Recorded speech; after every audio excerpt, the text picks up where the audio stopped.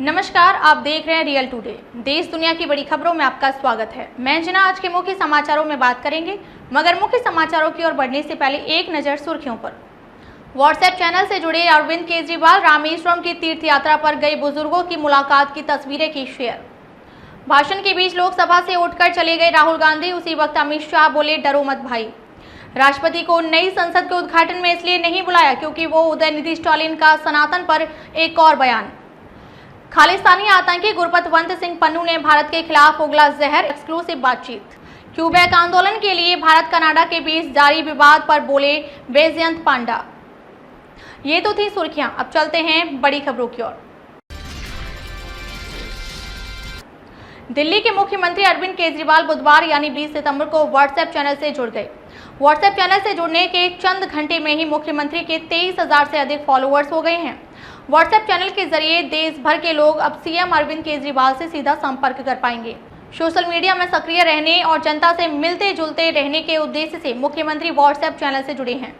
CM Arvind Kejriwal ने WhatsApp channel पर जुड़ने पर खुशी व्यक्त करते हुए दिल्ली और देशवासियों से जुड़ने की अपील की है।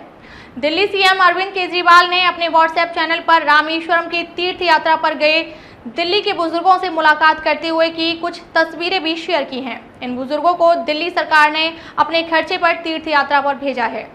सीएम ने व्हाट्सएप चैनल से जुड़ने पर कहा कि इस चैनल के माध्यम से आपसे जुड़कर बेहद खुशी हुई।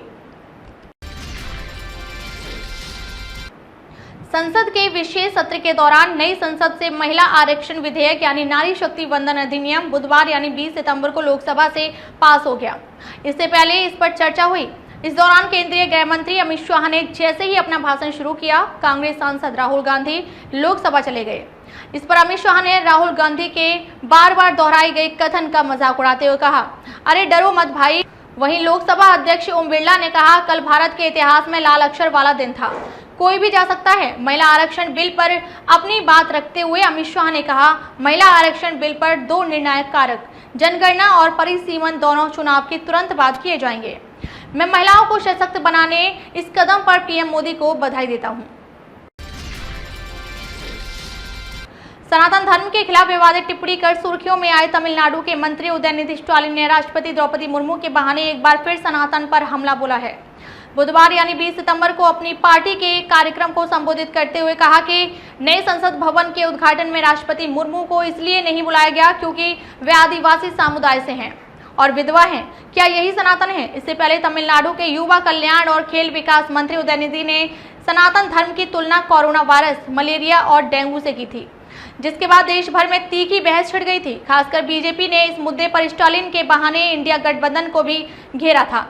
अब एक बार फिर बुधवार को मदुरई में पार्टी के एक कार्यक्रम में संबोधन करते हुए कहा, हमारे देश का पहला नागरिक कौन है? राष्ट्रपति, उनका नाम क्या है? द्रौपदी मुर्मू।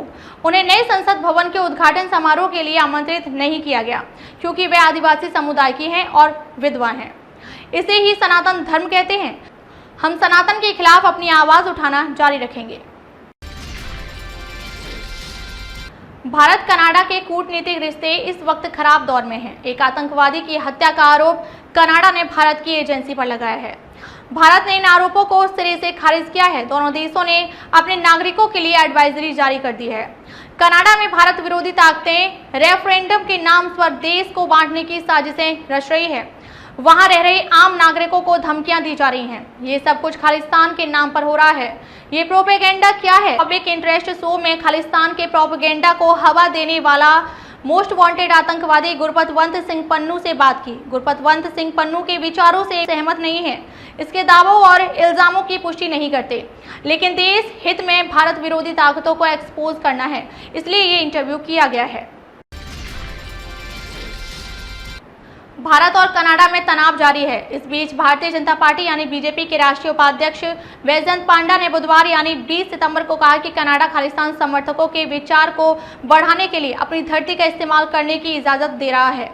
हमें उसी तरह क्यूबेक स्वतंत्रता आंदोलन को सुविधाजनक बनाने के लिए अपनी धरती की पेशकश करनी चाहिए। उन्होंने ये बातें ऐसे समय में कही हैं जब खालिस्तानी आतंकवादी हरदीप सिंह निज्जर की हत्या को लेकर कनाडा ने भारत पर आरोप लगाया है। वहीं भारत ने करारा जवाब देते हुए इसे खारिज किया है। सोशल मीडिया प्लेटफॉर्म एक्स पर पोस्ट करते हुए पांडा ने कहा कि भारत को कनाडा के साथ दोस्ती की भावना से क्यूबेक स्वतंत्रता आंदोलन पर एक ऑनलाइन जनमत संग्रह पर भी विचार करना चाहिए। कैसे लगे समाचार कमेंट करके जरूर बताएं। वीडियो पसंद आया हो तो लाइक कीजिए। देश दुनिया की बड़ी खबर के साथ अपडेट रहने के लिए चैनल को सब्सक्राइब करें। खबरों में अब तक के लिए बस इतना ही। फिर होगी आपसे मुलाकात कुछ ऐसी ही बड़ी खबरों के साथ। तब तक के लिए नमस्कार और देखते रहिए रियल टुडे।